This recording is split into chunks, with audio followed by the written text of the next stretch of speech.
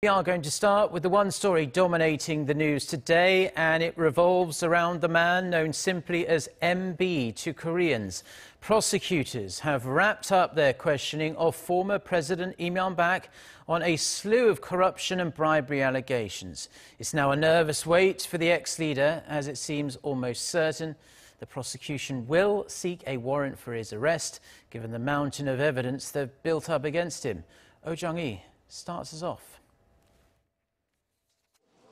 After 21 hours at the prosecution complex, former President Lee Myung-bak headed out of the building early Thursday morning.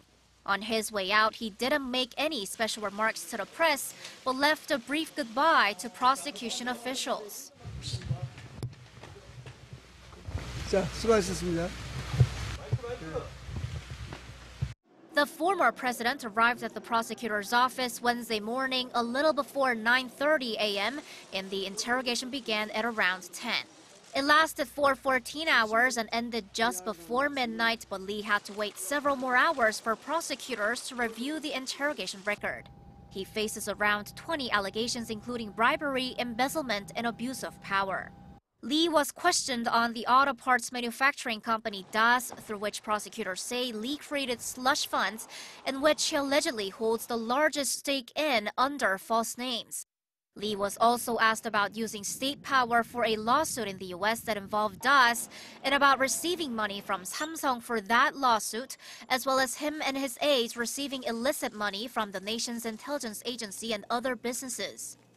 According to the prosecutors, Lee seemed perplexed and surprised when they showed him specific pieces of evidence on his charges.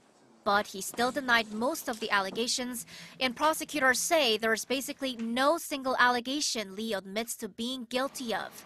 His answers during the questioning were mostly, "I don't know," or "my officials or aides must have done it." Prosecutors do not plan on calling him in again because Lee is a former president.